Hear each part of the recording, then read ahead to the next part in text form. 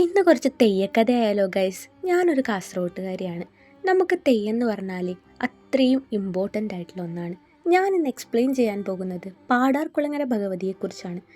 കാസർഗോഡ് ജില്ലയിലെ കാഞ്ഞങ്ങാടിനടുത്തുള്ള പ്രശസ്തമായ തെയ്യമാണ് പാടാർകുളങ്ങര ഭഗവതി. ശിവപുത്രിയായ ഉഗ്രരൂപിണിയായ ദേവിയാണ് ഇവിടെ ആരാധിക്കപ്പെടുന്നത്. വഴിതെറ്റി പാറപ്പുറത്ത് കുടുങ്ങിയ നായർക്കും കൂട്ടുകാർക്കും കാക്കവിളക്കിൻ്റെ വെളിച്ചമായി ദേവി പ്രത്യക്ഷപ്പെട്ടതാണ് ഐതിഹ്യം.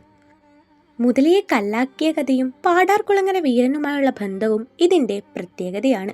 ഇപ്പോൾ അരങ്ങിൽ ഉറഞ്ഞാടുന്നത് ചാമുണ്ഡിയമ്മയും അതുപോലെ തന്നെ പാടാർകുളങ്ങര ഭഗവതിയുമാണ്.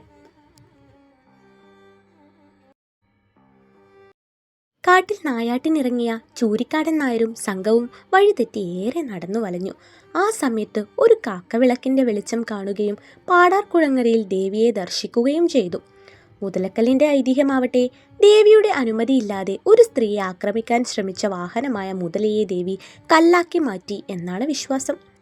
കടവിൽ നീരാട്ട് കാണാൻ ശ്രമിച്ച ബ്രാഹ്മണനെ ദേവി കൊലപ്പെടുത്തുകയും ആ ബ്രാഹ്മണൻ പിന്നീട് പാടാർകുളങ്ങര വീരൻ എന്ന തെയ്യമായി മാറുകയുമാണ് കഥയിൽ. വണ്ണാൻ സമുദായമാണ് ഈ തെയ്യം കെട്ടിയാടുന്നത്. വരുന്ന ഭക്തരെയും കാഴ്ചക്കാരെയും ആനന്ദിപ്പിക്കുകയും സമാധാനവും ഐശ്വര്യവും നൽകുകയും ചെയ്യുന്ന ഒരു ഉഗ്രമൂർത്തിയായ ഭഗവതിയെ കണ്ടുപോരുന്നത്. എന്തൊരു ഐശ്വര്യമാണെന്നോ. പിന്നീട് അതിനെ തുടർന്ന് വിഷ്ണുമൂർത്തി അരങ്ങിലെത്തുകയാണ്. കാസർഗോട്ടുകാർക്കും കണ്ണൂരുകാർക്കും പറയാൻ തെയ്യക്കഥകൾ ഏറെയാണ്. തെയ്യക്കോലങ്ങളുടെ അവസാനം തേങ്ങയേറോട് കൂടിയാണ് ഇവിടുത്തെ ചടങ്ങുകൾ അവസാനിക്കുന്നത്. അപ്പോൾ എൻ്റെ വീഡിയോസ് ഇഷ്ടമാവുകയാണെങ്കിൽ ലൈക്കും സബ്സ്ക്രൈബും ചെയ്യണേ.